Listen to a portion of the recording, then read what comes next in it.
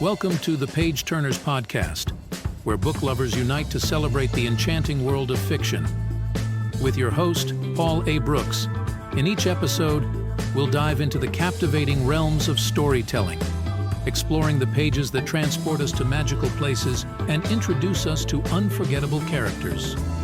In each episode, we'll embark on a creative expedition through the minds of seasoned and emerging writers to unravel the mysteries and unveil the passion that fuels their stories. Join us on this odyssey through the pages and pixels of imagination, where words become worlds and stories illuminate our lives. So, pour yourself a coffee and immerse yourself in discussions about writing, gripping plots, heroes and villains, and the sheer joy of escaping into a well-crafted story.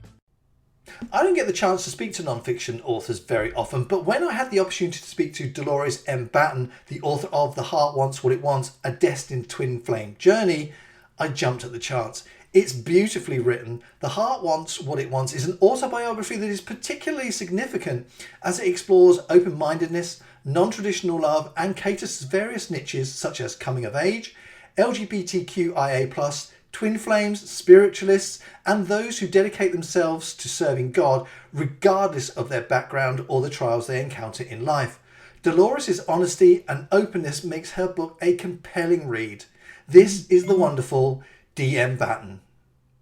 Hi Dolores, welcome to the show. Thank you so much for coming today. It's a real pleasure to speak to you. It's a pleasure to speak to you too, Paul. Thank you for having me on. You're very welcome. You know, it's very rare, so very rare. It's not very often I get to speak to non-fiction writers, and as we were saying earlier on, even fewer memoir writers, which of course is what you've done. You've got a memoir out there, which we're going to talk about today as well. It's called The Heart Wants What It Wants, a destined twin flame journey. That's what it's called. That's the title of it. I'm going to talk quite a bit about that today. Now, just to let everybody know before we start, I've bought it and I'm not a memoir reader, but I read the first little bit of it that you can get on Amazon and I was hooked immediately. I just had to buy it. So I did, and I'm on chapter 6, as we were saying earlier on. And I'm going to talk to you a little bit about the first 5 chapters as we kind of go through, because and without you spoiling the rest of it for me, because there's some fascinating parts in there really. And what I love particularly is how you've kind of almost worn your heart on your sleeve with it. You've been brutally honest, I think, which is extremely brave, and it makes for fantastic reading. So thank you very much for doing that. So before we get into talking about your book, I'd like to talk a little bit about you and your writing process, really, because it's always fascinating to me and for everybody who watches this to find out how you write, because we all have our own kind of style, really. Mine's very chaotic. So let's talk a little bit about that first of all. So are you a full-time writer right now? I wish, but actually I wear many different hats. I am an English professor here in the United States. Yeah. And as well, I'm working on a PhD. I am just about to finish up my dissertation.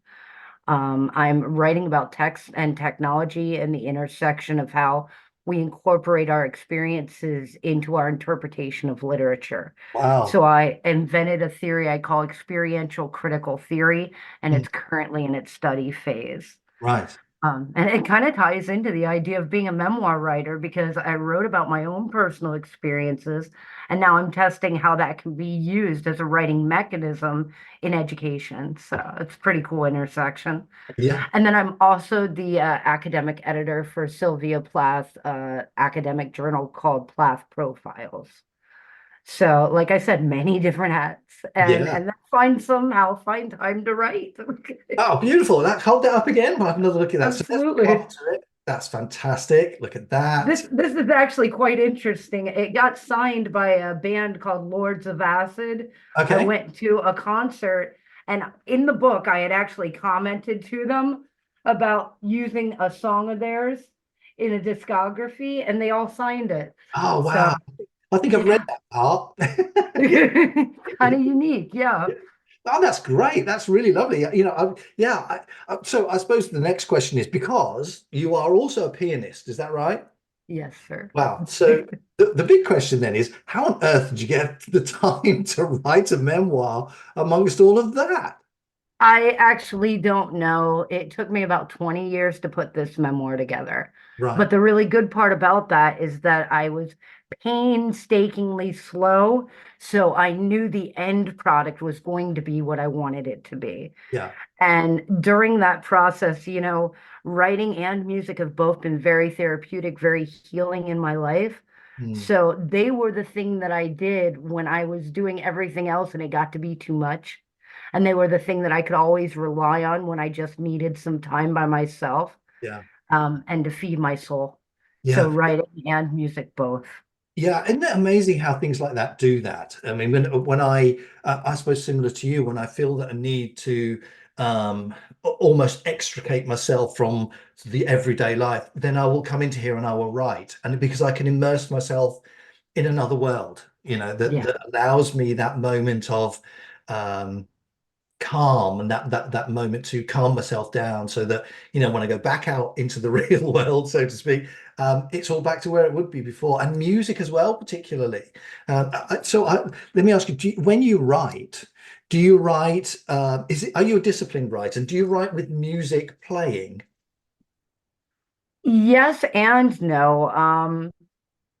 I love having music on while I write, but sometimes when inspiration hits, I'll just write wherever, even if I'm not at home. Yeah. I try to keep a notepad open on my phone, and I've learned to record myself over time so that when I have an idea, I put it on the record function for my smartphone so I don't lose it. Mm. Because inspiration doesn't tell you when it's going to hit, it just comes on. And a Yeah. lot of times it likes to do so at about 3 o'clock in the morning when you're not really ready to get up and start your day yet. So, Yeah, yeah, absolutely. I agree. I mean, for me, when I do write with music on, and I think I've said this before on previous podcasts that I like to have music on, but recently I've been watching people play computer games on this screen here that you can't see. So I'm writing on this screen. I've got a game playing on over there, and I've got other notes on this screen over here. I think really because I like to have that. Writing, as you know, is a very and can be a very lonely job, really, if you like. yes, It's yes. just you and your world. And it's nice sometimes to have another voice going on here. So it's often I go through an entire day until my wife comes home, when I don't actually speak to another human being. So that's very often.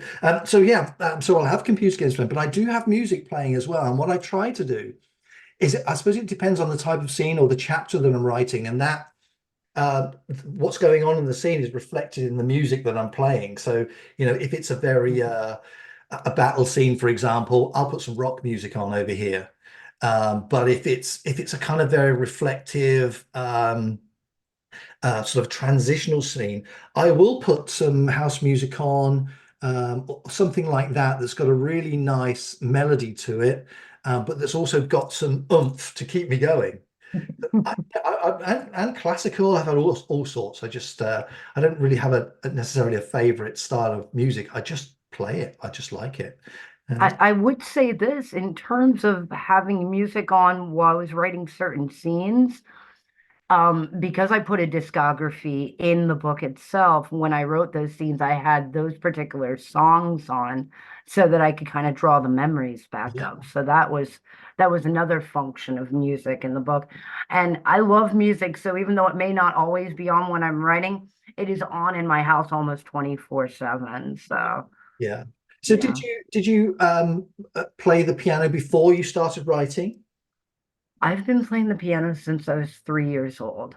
Okay, So so the answer would be yes. yeah, Um, but when I was first, second grade, I started writing really short stories like the Nancy Drew Files or the okay, Hardy Boys, those type of stories. yeah, yeah, And I transitioned kind of into poetry when I got in my teen years because I think all those extra hormones and trying to figure my life out, as you can read from the book itself, yeah, um, brought me to a place where I had to start getting it out. And so writing was the perfect vehicle to be able to do that, the perfect way. yeah, Um, yeah. And your writing, as we were saying before you became on here, your writing is very poetic. I think I used the word silky. Whether that's I'm honored. I'm honored. I've never heard my writing called silky before. Thank you. It's so lovely. It is comforting to read, apart from the emotion that comes in behind it, because it's so good. As I said, I read the first part on Amazon, and I just had to buy it immediately. I just had to have it. And as I said to you before, I'd never read a memoir before. This is the first one. It's on here, so it's quite amazing. And I was struck by how honest you were, and how willing you were to allow people into your sort of inner thoughts, really. And when you've just poured it out onto the page, it's so lovely to be able to read something like that. So I thank you for that. It's fantastic. Thank you. So going on to your writing and carrying on a little bit about that, would you say that did you plot it out? Did you have an idea of what you wanted to include? Once again, it ends up being a little bit more complex than that. I would say, in terms of what I was going to write about, I knew the sections of my life that I wanted to speak on, but the order that I was going to speak about them kind of went out of order. It was very non-linear. Yeah. So a certain moment that I wanted to highlight or go back to, as I would kind of relive it while I was writing, it would dictate what the next thing was going to be. Would I continue with that part of the story, or would I go back further or go up, more recently? And I think that's why it took 20 years too, because it was a constant process of going back and forth. But there's a very interesting thing that occurs when you do that for that long of a period of time. As you're refining, you have to make sure that you're not deleting the truth in the experience and rewriting it from the new place that you're at with new knowledge and new wisdom. Yeah. And the way that I was able to counterbalance that is I contacted about 25-30% of the people that are actually mentioned in the book, whether I used their real name or not. That was their choice. Mm-hmm. And I verified that those experiences happened the way that I saw them. So in reality, I had a lot of people reinforcing that that's the way they remembered the moment as well. And that blew me away, because it just shows me how synergistic we all are and how we're all connected. Yeah, absolutely. So was it a very sort of organic process then? Yeah. Rather than being a sort of a technical exercise. I can imagine that it would be, because I can see, you're kind of reliving an experience, and then another one would pop in, and then you kind of got to go to it because it's telling you this is the next bit. Yeah, that's lovely, isn't it? When your story or your writing grows in that way, because I think it allows you to be authentic, allows that honesty to come through. I think that's really important. So you said you wrote it over 20 years, did you have now a specific deadline and to yourself to say, think, right, I've got to have my book out by then? Was it that kind of journey as well? Not exactly. I think what happened for me is that I got to a certain point in the book, and it felt like that was the right place to leave things, because I was in an uncertain part in my life as well. Right. And so once you get to the end of the book, because I don't want to have any spoiler alert, right? Mm-hmm. But there is a place to continue, and there will be a sequel to it. So that's how I made that decision. I was like, there's still a story to be told. I'm not writing a 1,000-page book right now. Part of being easy to read is also being manageable. I remember sitting in college classrooms, and even though I love to read, being forced to read 1,500 pages in a week was a little bit daunting to me in some of my upper classes. So I wanted to make it an enjoyable experience and make it not feel, as a pressure to get through this huge book, but rather just to take the journey with me. Yeah, absolutely. I mean, it's interesting about reading. I mean, I don't know about you, but school kind of ruined reading for me. We did English language and English literature. There were two separate subjects, believe it or not.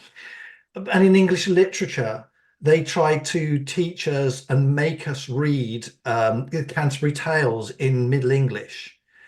In older, yeah, it really was. I mean, the only thing I can remember from that is the name of the bird, Chanticleer. Even if that's the only thing I can remember about it, and I found it so hard to read because it was almost like I was trying to learn another language as well, that it ruined the story. I mean, I know better now, but at that age, and I'm talking 13, maybe 14 years of age, it ruined reading for me.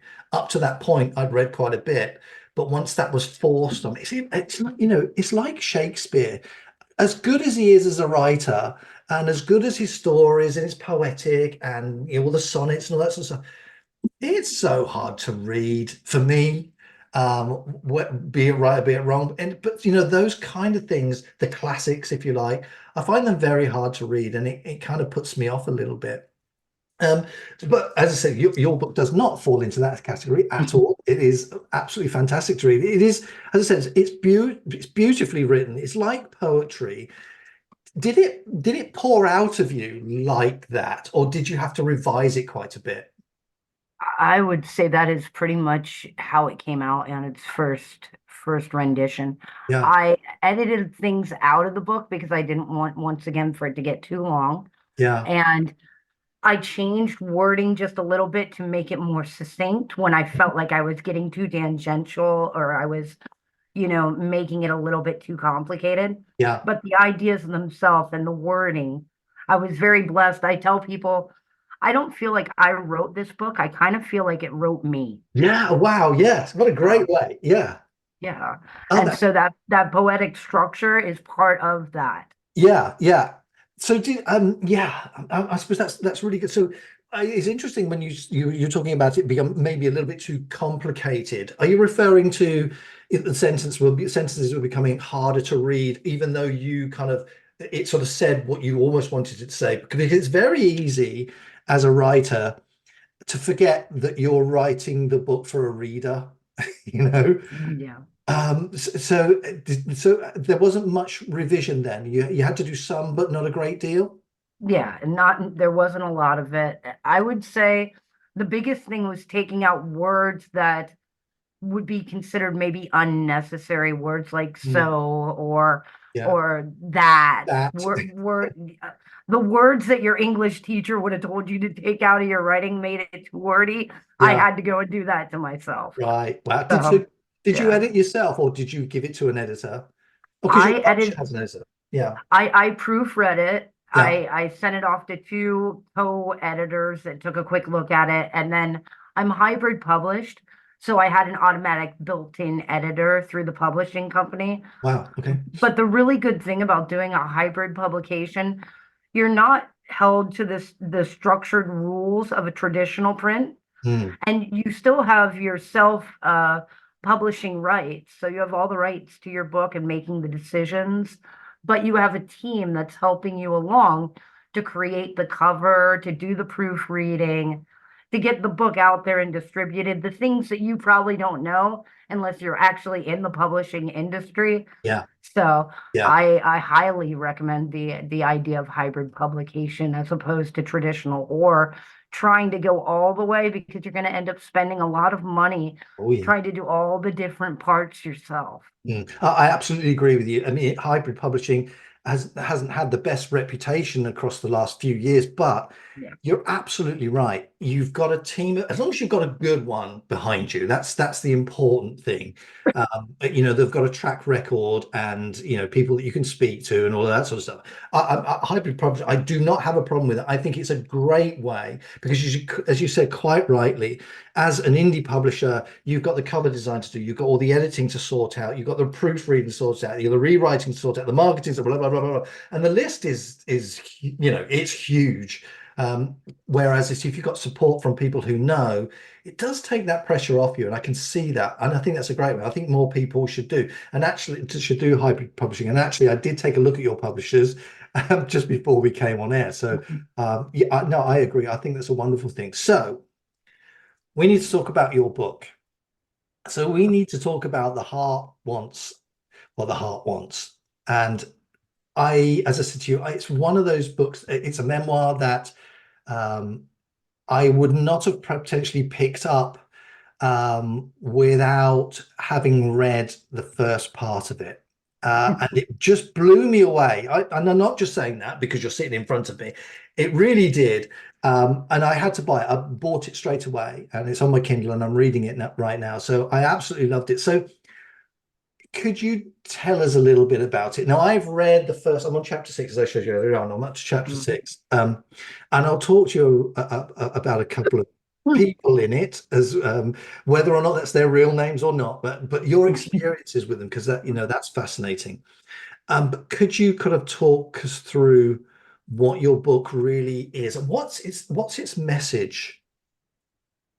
I think there's two parts to its message. The first one is that if you can go through it, you can get through it. Yeah. I go through a lot of things from the very young age Mm. all the way into my present day that some people would think were insurmountable. Some of them were actually life-threatening.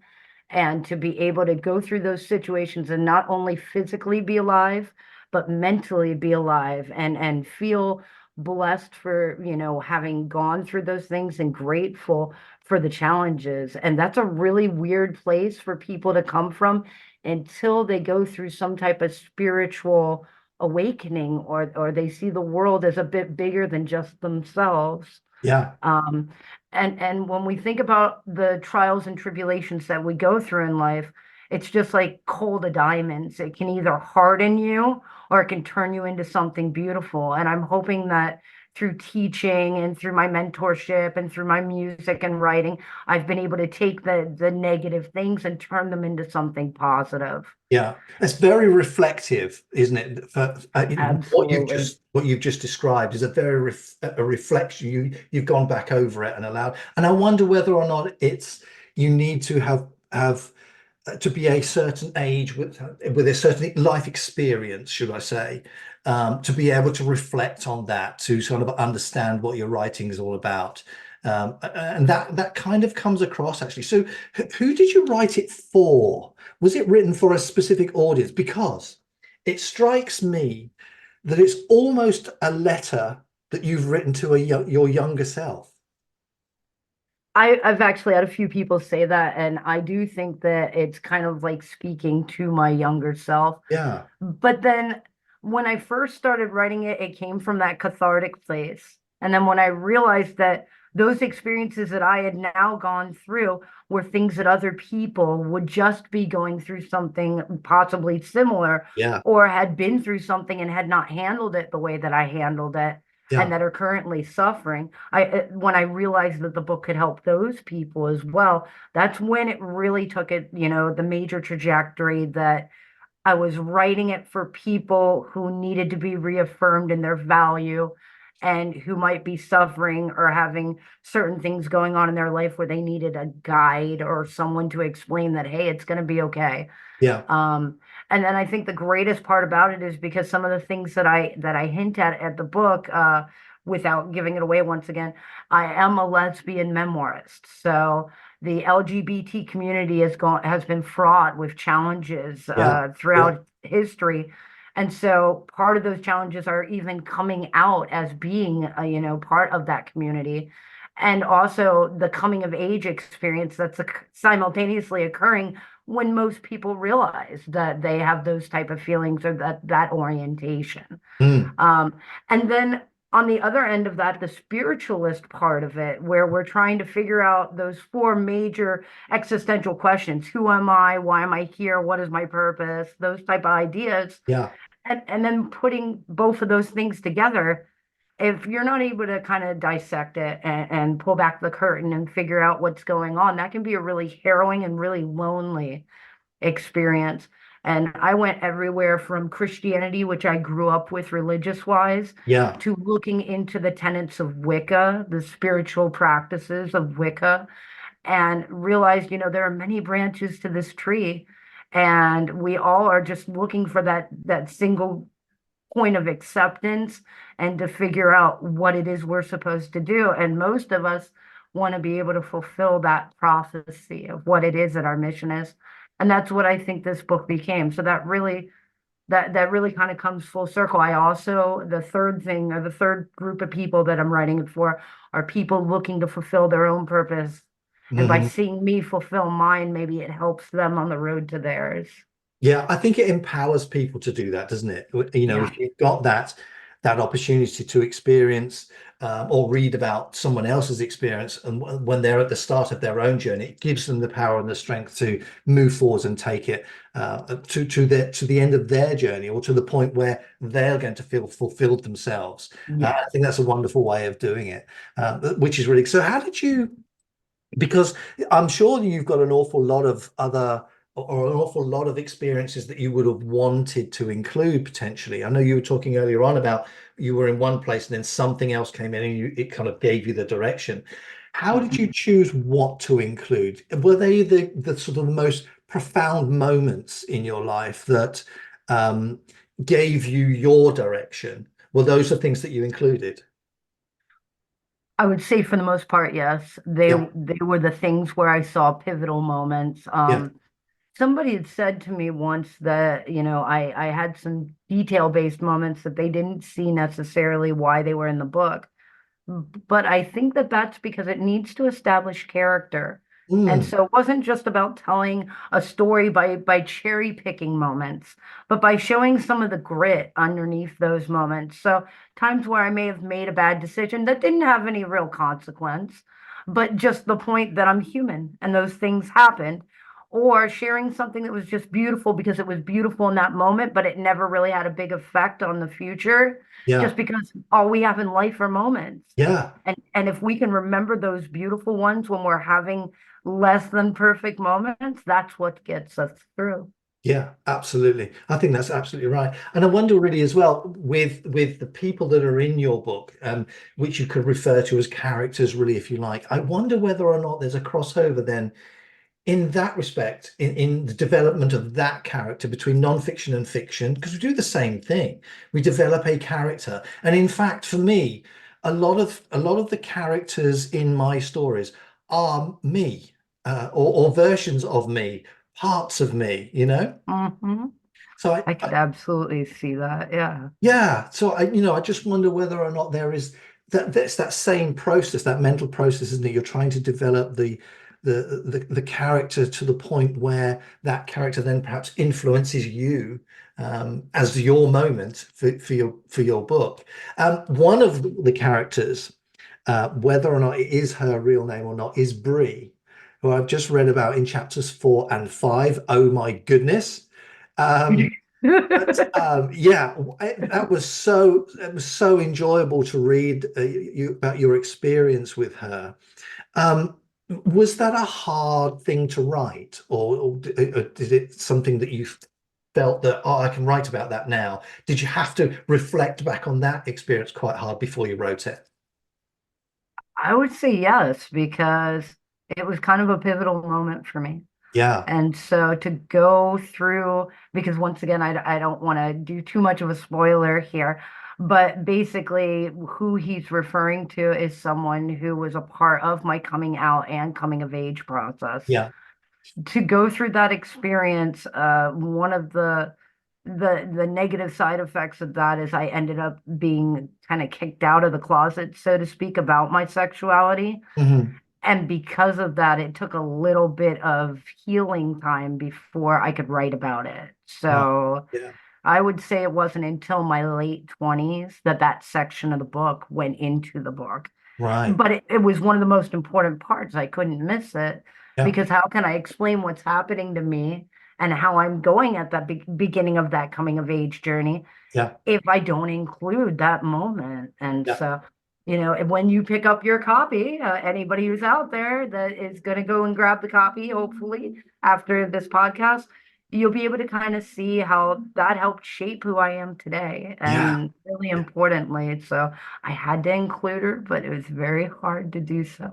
I bet it was. Yeah. I mean, I think as we were saying earlier on, it's your level of honesty and willingness to put your heart on your sleeve and let everybody know that is so compelling. It's something that you can sit back and think, really, that happened. But wow, yeah, it's really good. And I suppose it was one of those moments that allowed you to understand perhaps a little bit more clearly, even still at that age, um, about you, who you were, who you were becoming. And that must have been, I suppose, a cathartic experience itself. Absolutely. And I think that a lot of the writing too came from journaling. So Yeah, writing those ideas down and yeah, then revisiting them later and compiling them into a full memoir. So I might have little memory bits and fragments in journals, but writing it together in a cohesive way that would fit into the length of a novel based, was a little bit more challenging. So yeah. Yeah, I can imagine. So were you journaling from a very young age as well? Because I'm just wondering if I mean, obviously I've not read your journals and what's in them, but I wonder if there was maybe a bit of a conflict going on between your Christian upbringing, so to speak, and what you were realizing perhaps in your journal about yourself. Was there a conflict going on there? 100%. There's a huge complex relationship between homosexuals and the Christian community. Yeah, And so there's the automatic idea in Christian religion that's very traditional is that this is something not accepted by God, and therefore you really can't even consider yourself a Christian if you're gay, if you're lesbian. Mhm. But then there's this road in between where there's a recognition that there's only about 7 or 8 verses in the entire Bible that even speak about homosexuality, Right, most of which are in the Old Testament. right. And I spoke with a pastor when I wanted to join a church, and this is actually one of the excerpts from my book, um, about those particular Bible passages because I had a Christian upbringing. I knew those Bible verses, and I shared them with a pastor and asked him, am I supposed to sacrifice a lamb every third Sunday? Or am I supposed to, follow these specific instructions or else I'm not a Christian? Yeah, And he was actually at the end of that conversation, he said, you know what? You're exactly right. This shouldn't define whether or not you believe in God. This shouldn't define, your personal religion, but I still can't accept you to be a member of this church right. because Okay. you've declared yourself Yeah, as being gay. yeah. So I guess that complexity also led me to look at other religions, but Mm. it actually reaffirmed my belief in God. And a lot of people say that they get angry or they want to turn their back from religion because of what it's done to the gay community, some of the Yeah, hatred that's come out of it. But I don't think that's true religion. That's an organized, chaotic, and tyrannically ran church. The true walk with God is very individual. It's very unique, yeah, and it's an understanding that we all are part of something larger and doing our part to be the best humans that we can and to help each other as much as we can is being more godlike. yeah, And that's a message that I'm allowed to say, even though I also am a lesbian. So, yeah. No, well, but I think faith is very much an individual experience as well, isn't it? yeah, You can't define God, if you like, because God to you is potentially different to God who God is for me. yeah. So it is very much an individual experience. And that's kind of why I asked the question, really. Did you find it hard? And I think um, it doesn't necessarily come across in what you've written, but although you refer to your sort of your Christian experience, if you like, quite a lot through the small parts that I've read so far. Um, Mhm. so can you tell me without giving it away, tell me what sort of things I can look forward to? Because the moment we finish this, I'm back onto this Kindle to read more. So Right on. I really, yeah. So without kind of, and I'm sort of jigging here, without giving it away, what sort of things can I look forward to? Absolutely. So there's definitely some major love interests that I speak about in the book. Uh-huh. One of my favorite parts of writing the book was talking about the 1990s rave movement that was Right. going on in the United States. And so a little bit further into the book, you'll see my experience going to raves in the state that basically changed my life and my outlook on life. Wow. And I even got to meet some people where it saved their lives. And so that's a pretty amazing part of the Wow. story. Yeah. And then you're also going to see that the grandmother that I've spoken about a lot at the Yeah. beginning of the story, Yeah. at some point she does pass away. And that changes the direction of my life, because I go from being a caregiver, which you can see me right where you're at right now, starting to become slowly, to being a full-time caregiver 24/7. And in doing so, I kind of couldn't have certain experiences that other people could have, like going away to college. Hmm. And those experiences led me to travel all the way to California and into Texas. And so I got to experience a large amount of the country, especially in the South area from west to east. Yeah. But I brought back with me so much culture and the concept of diversity, and really understanding many different people from different backgrounds, whether it be religious or racial or gender or socioeconomic. And I got to see all the common threads that tie us together. And being able to look at all those different walks of life, I think also gave me a really deep appreciation for the way that I needed to write this book, Yeah. because I wanted to make sure that I represented all of those people in the book as best as I could, and to some degree represented their cultures and their orientations as well. Wow. So, I mean, you talked about the threads that pull us all together. What do you mean by that exactly? What have you discovered in your journey? Because you've been, as you said, coast to coast pretty much, I think. Yeah. So what experience have you had that have kind of that you've seen as threads that pull us all together? I think the biggest one is love. Yeah. Just Yeah. seeing people truly doing things from their heart and not expecting things in return, or offering to be a stepping stone, like in my journey with writing this book, Mhm. from the mentors that I had as professors to the students that have stepped up after having me as their teacher and told me how I changed their life. And the way that each one of those moments reciprocally become a stepping stone for the other person.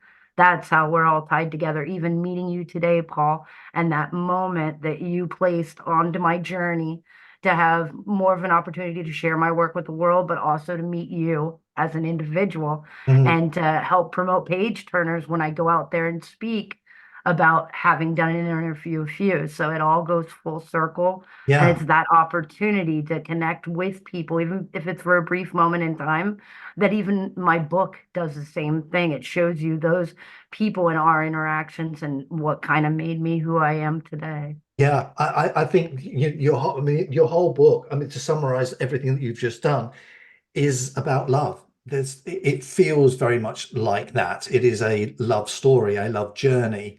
And I think, yeah, absolutely. That is the thing that pulls us all together without a doubt. Um, and that then really kind of brings me to want to ask you about how and why you titled your book, how it got it. Do you want to, can you explain that to us a little bit? So, uh, to start with, after I had written the book, I originally called it The Incredibly True Autobiography of a Hopeless Lesbian Romantic.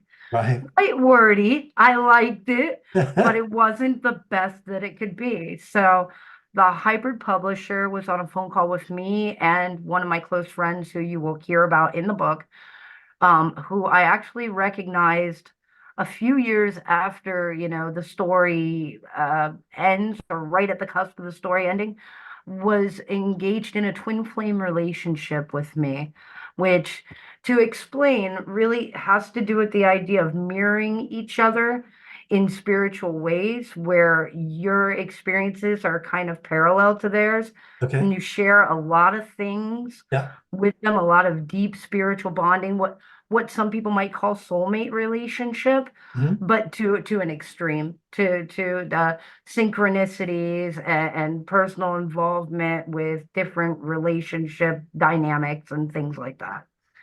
But so we had started talking about The Heart Wants What It Wants as a title.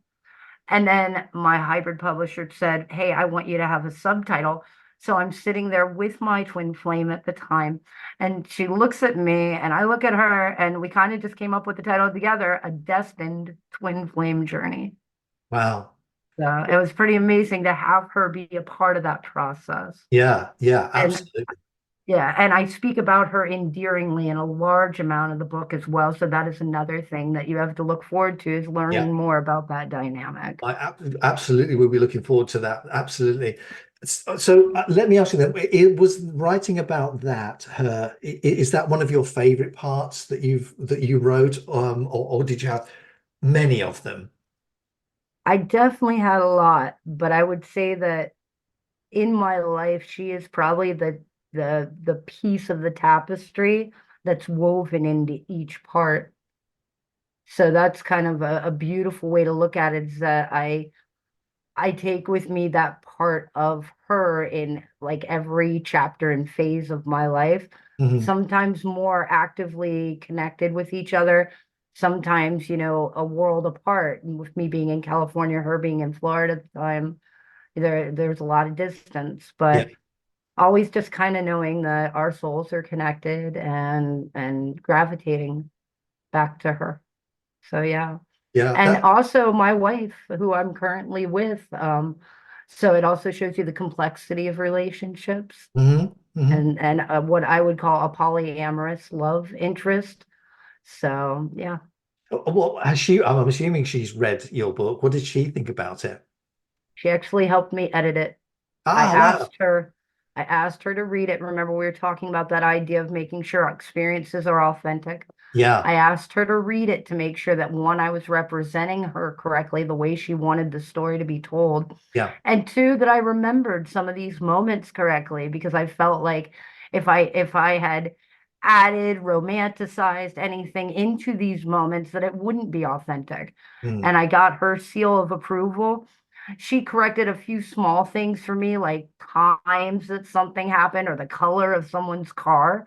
But the integral moments, the things that mattered, that we both agreed on them 100%. And that's how I knew that it was right for me to put that into the book. that's lovely. That's absolutely fantastic. And it is so nice to kind of have that affirmation that your information is right and it's good and it's as it should be and as represented how everybody wants it. That's really lovely to do. So what's next then? Now, yeah, we'll talk about a little bit about where people can get your book now. Obviously, it's Amazon. I can get it because I've got it from there. But what are you writing now? Because you mentioned that there will be a follow-up to it. Are you? Is that the sort of what you're working on right now? Do you have other work out, or are you writing on another project in the interim before you start the next book? Because I'm working on the dissertation, it has Yeah, to take precedence. I've got sure. about a year until I finish my PhD. Right. So I'm in that study phase. I can't start writing the book yet, but I'm in a pre-planning phase for the sequel to this book. So I've gotten chapter names kind of down. I've mapped out some of the particular moments that I want to highlight in the second book, Yeah, yeah. but I'm going to wait until that PhD is done before I start that second book. And I'm hoping that my audience will understand that there will be about a year or two gap, and forgive me for it, because I'm doing it for that larger purpose. I want to make sure that I take care of myself, my education as part of my journey, so that I can better serve others in the future.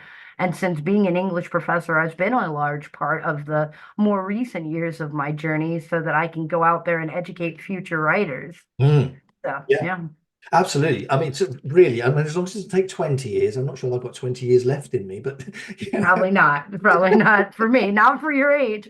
I'm thinking 2 or 3 years, because the rest of that story that I want to tell, now that I'm in the middle of it, it's pressing on my heart to continue writing. So I may have to find the time regardless. Yeah, I may yeah. be waking up at 3 o'clock in the morning in the near future to start writing again. So, I would say yeah, so. I don't think it's going to let you go now that you've started it off. It's going to jump not at you all. all over. Well, that's good. That's fine. Have you written?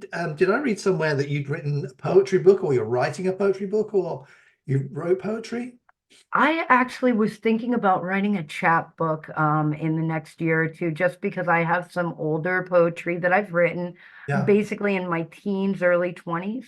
And specifically, now that this book is out and a lot of people have talked about its prose being poetic, yeah, I was thinking about releasing some of that poetry that correlates to these moments and events, yeah. I think that's and right. maybe even tying it into the book, the chapters of the book. Oh, that would be good. That, yeah, very, very good. What we'll do then is we'll make it a 26-hour day so you can have a couple of extra hours just to I get the would rest love that. That would be in. amazing. And I could get some sleep too. Sleep's on Yeah, the schedule, right? yeah, absolutely. But just 5 minutes here and there. You know, Yeah. you're That gonna sounds do. like now.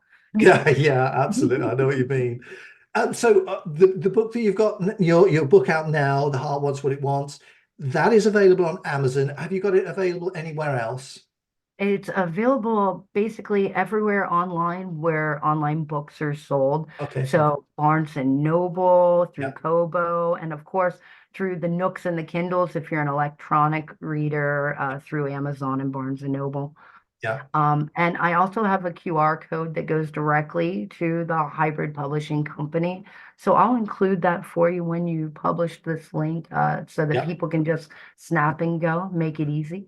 That'd be great. Thank you very much. Yeah, absolutely. And I'll put the link in the description to all of these podcasts and the video as well to your Instagram account so people can stay in contact with you whilst we're waiting for your next work to come out. That's what we really want to Absolutely. do, which would be great. So all I would say is that it is a fantastic read, Dolores. It's absolutely beautifully written. I really enjoyed the chapters that I've written so far. And as I said, once we finish, I should be back onto my Kindle to read some more of it. And I highly recommend it. Absolutely. Even if you've never, I mean, I even said, particularly if you haven't read a memoir before, get this one because it is really good. It is such an enjoyable read. So thank you very much for writing it. That's, the other thing. And thank you for being so honest and so accessible and allowing people into your life.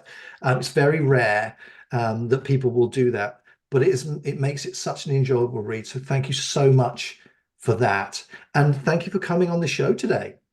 It is truly my pleasure. And Paul, thank you so much for helping me get the word out there about my book. Oh, you're very welcome. You must let me know when you've got the next workout. And we follow each other on Instagram anyway. So I will sort of keep in touch with you as we're going through. And if we're knocking on the door of 2026 and I haven't heard from you with a book, you can expect a post from me to say when's it coming out. Absolutely. And of course, anybody can follow me at D M Batten, Yeah, Batten, yeah. on Instagram and Threads. Yeah, that's fantastic. And are you doing a book signing? Did you say earlier on? Yes, I'm actually going to be in New York at the end of this month because it's Pride Month. I was invited out for the New York Pride Parade to do a pop-up bookshop right after the parade, and we're going to be doing some signings and having copies of the book available for purchase. And then I'm also going to be presenting to the Jefferson Library. So Wow. I'm really excited about that. The New York Public Library taking my book in is pretty amazing. Yeah. And so while I'm out there, I'll be presenting my book there.